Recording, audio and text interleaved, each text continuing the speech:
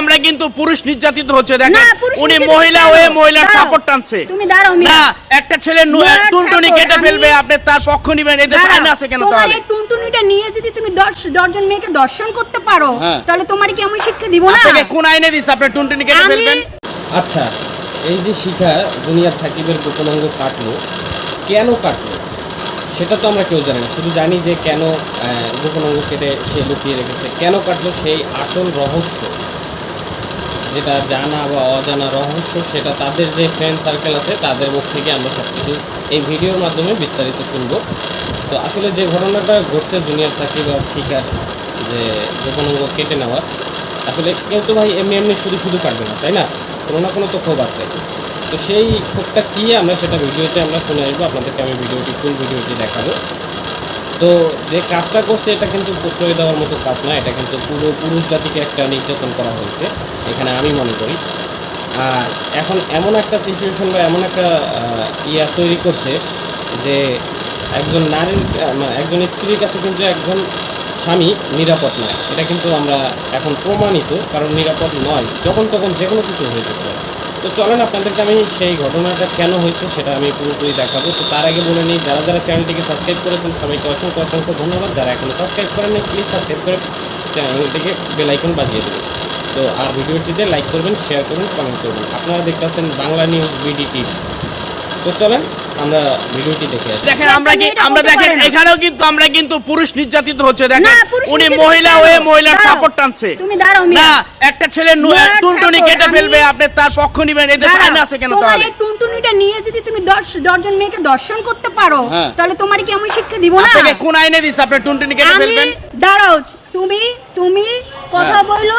নিরপেক্ষভাবে বলতেছি একটা ছেলে যতই অন্যায় করে কিন্তু তার টুনটুনি কেটে ফেলতে হবে বলছি যে আমি কিন্তু নিরপেক্ষভাবে কথাটা আমি বলবো আচ্ছা আরেকটা কথা বলি সব সাংবাদিক ভাইকে এর আগে তোমরা কি ঘটনা শোনো নাই এরকমের বহুত কাজ হইছে মেয়েরা কাটছে ওইটা নিয়ে তো কোনো নিউজ হলো না এমন এটা নিয়ে এত পাড়াপাড়ি কেন তোমরা বলো আমাকে ও ভাইরাল দেখে তোমরা সবাই আসছো এখন এই কথাটা আমি ভাইয়া বলেন আমার ভাই তুমি আমার ভাই না দেখেন আসলে দিন শেষে কিন্তু পুরুষ পুরুষের পাশে থাকে নারী নারীর পাশে থাকে তার মানে এটা কিন্তু এই যে আপু কিন্তু তার প্রমাণ করতেছে 2 বছর ধরে দেখে আসতেছি ওদের সম্পর্কটা তো দীর্ঘদিন হয়ে গেছে মিশা ভাই সহ জানে ও জেল থেকে আসার পরও কিন্তু এদের সাথে এত মারামারি হয় আজকে শিখাও এই যে ঘটনাটা ঘটছে সাকিব যে বক্তব্য দিছে পুলিশের কাছে যে তার স্থান কে কাটছে সে দেখে নাই কিন্তু পুলিশে কিন্তু বের করছে শিখাকে মানে শিখা লুকায় রাখছে পুলিশ শিখাকে কিভাবে ধরছে শিখা এটা কাটার পরে সে 99 নম্বরে ফোন দিয়ে বলছে অমুক জায়গায় একটা ঘটনা ঘটছে তারপর পুলিশ বলতেছে যে আসলে আমরা তো ওই গ্রামটা চিনি না আমাদেরকে একটু সাহায্য করেন দেখায় দেন পুলিশ কিন্তু এটা টেকনিক করে করছে নয়তো কিন্তু শিখাকে ধরতে পারতো না তারপর শিখা বলছে আচ্ছা ঠিক আছে আপনারা আসেন আমি দেখাই দিতেছি কিন্তু এই যে শিখা এটা কিন্তু বুঝতে দেয় না পুলিশে সাধারণ জনগণ হয়ে কিন্তু সে এই কথাটা বলছে তারপরে কোনোভাবে ম্যানেজ করে আপা একটু আসেন দেখাই দেন এটা বলে ওরে হাতে ধরার পরে তারা 3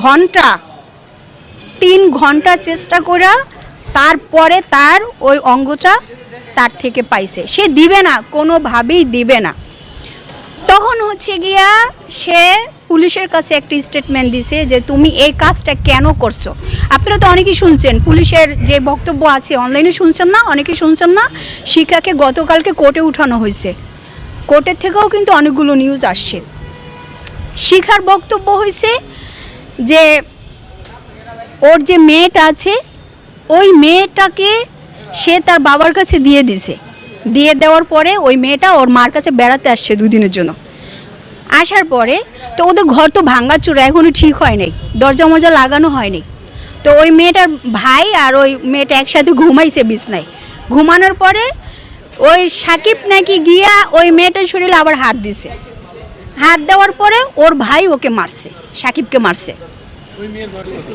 বাচ্চা মেয়ে শিখার যে মেয়েটা একবার আমি বলি আগে সবই তো মিথ্যা কিন্তু চোখে যেটা দেখতেছি যে সাকিবের সাথে যেটা হচ্ছে এটা তো আমরা দেখতেছি এখন তো শিখা বাঁচার জন্য এটা করবে কিবা নাও হতে পারে আমরা তো দেখি নেই ভাই, না দেখে তো আর কিছু বলতে পারবো না।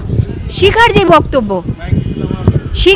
বক্তব্য সেই বক্তব্যে দেখা গেছে এখন সাকিব ভুক্তভোগী, উল্টা সাকিব কিন্তু এখন ফেসে যাবে। আরও কেন ফেসে যাবে? ওই মেয়ে মামলা দিচ্ছে যে তাকে ধর্ষণ করার চেষ্টা করছে দ্বিতীয়বার। একবার তাকে ধর্ষণ করছে, আবার তাকে ধর্ষণ করছে, এই কারণে তার তুমিও বুঝো। কিন্তু শিখা বলছে যে ও আমার মেয়ের সাথে এত বড় কাজটা করছে দ্বিতীয়বার, তো ও যাতে আর কখনো এরকমের কাজ না করতে পারে সেই জন্য নাকি ওর এটা করা। কিন্তু ও বলে নাই যে আমি ওর সাথে সংসার করবো না, কিংবা আমি ওর সাথে থাকবো না, ও কিন্তু এটা বলে নাই, কিংবা আমি ওর ছেড়ে দিব, কিংবা ওর চরিত্র খারাপ। ওর তো চরিত্র খারাপ সে বলেই যাচ্ছে, কিন্তু তারপরে সেটা উল্লেখ করে নেই। কিন্তু সে এটা ওই পুলিশের কাছে স্টেটমেন্ট এটা দিছে এবং কোর্টেও এই কথাটা বলছে, মেয়েও কোর্টে গেছে, কোর্টে গিয়ে এই কথাটা বলছে। আচ্ছা আপু, এই মেয়েটা কিন্তু আরো একবারও বলেছে, প্রেস ক্লাবে দাঁড়িয়ে বলেছে, এই মহিলাও বলেছে যে এই মেয়েটাকে বেজ্জিতি করার চেষ্টা করেছিল জুনিয়র সাকিব। তারপরে 2 বছর সংসার করার পরে আজকে যে এই যে নতুন নাটক, এটা তো পুরো সাজানো। আমার কাছে মনে হচ্ছে এটা সাজানো। এখন তোমাকে বলি, হ্যাঁ বলে, আমি যেহেতু জানছি এই মেয়েটারে নিয়ে আমাকে একটা বদনাম দেওয়া হয়েছে, আমি সেই মেয়েটার সামনে কেন যাব?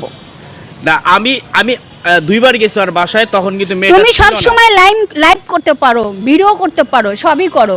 তুমি সাধারণ জনগণকে বলে দিতে, এত বড় একটা ঘটনা রে ভাই, এমনি এমনি কিন্তু ঘটে নাই। না আরেকটা বলি আপনাকে, এমনি এমনি কিন্তু ঘটে নাই। একটা মেয়ে, যেই মেয়ে তার জীবনের সবকিছু শেষ করছে একটা ছেলের জন্য, যখন নাকি সাকিব আর একটা বিয়ে করছে, সে কিন্তু চাইলে তখন এই কাজটা করতে পারতো, তাও কিন্তু সে করে নাই।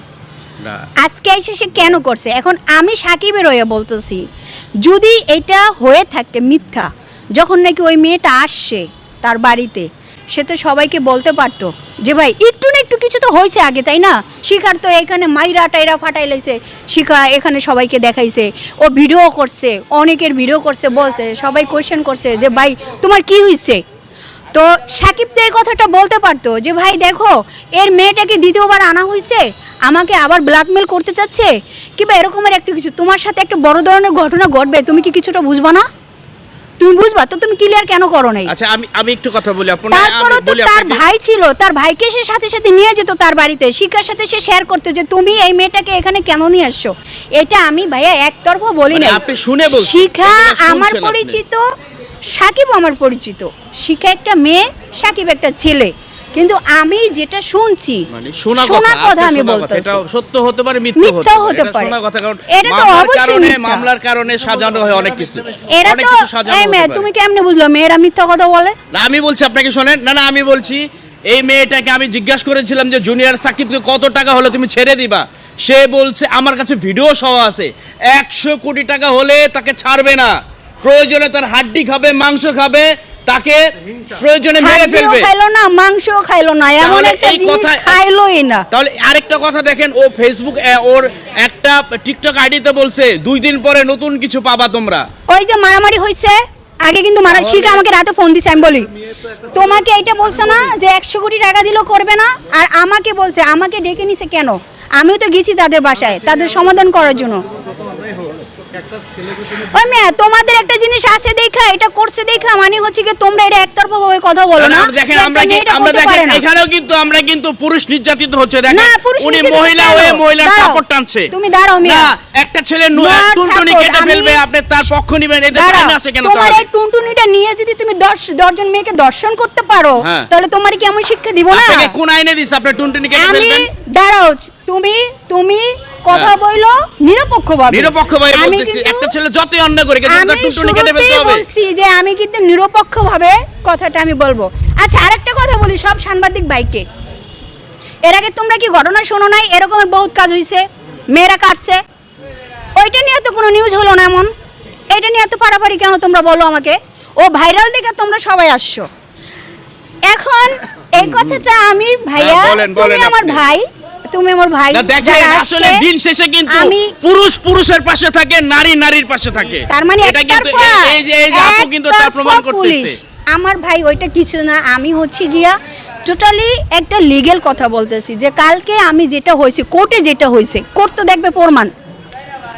এখন কোর্ট যদি ওই মেয়েটাকে নিয়ে ডিএনএ টেস্ট করে কিংবা কিছু করে, মেয়ে যদি বলে, অপশন তো আছে, তুমি এগুলো বলো না।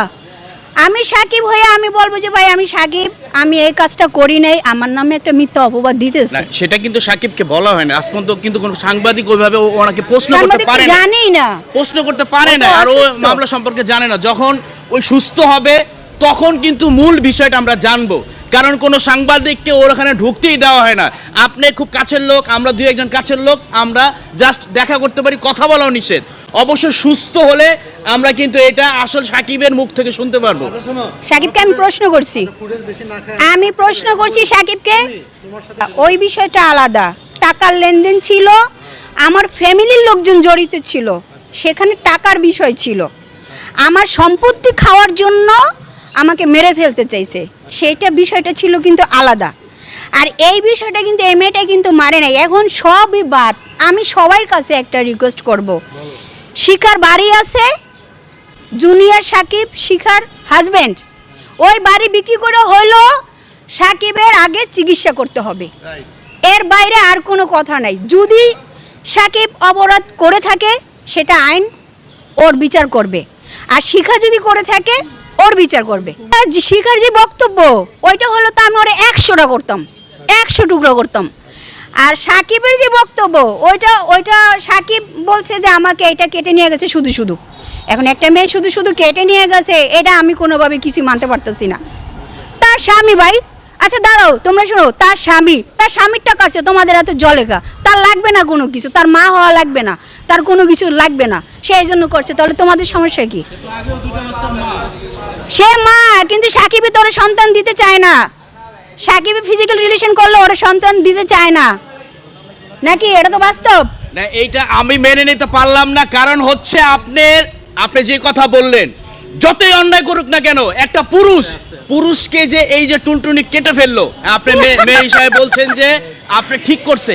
আপনার আপনার না না, আপনার আপনার ছোট ভাই যদি হতো, আমার মেয়ের শরীরে যদি আপনার হাত ছোট ভাই দিত, যদি হতো, আপনি ঠিক না, থাকতে পারতেন? না দাঁড়াও, ও যে বক্তব্য দিছে যে আমার মেয়ের শরীরে হাত দিছে, আরে ভাই, সে তো অসুস্থ লোক, সে এগুলো- সারাক্ষণ নেশা করে, সে তো এক এক সময় এক এক কথা বলে। হ্যাঁ, সে তো ওইটা বলতেই নিয়ে- পারে, ওরা দেখাই যায় নেশা করে। আমি ওইটা নিয়ে।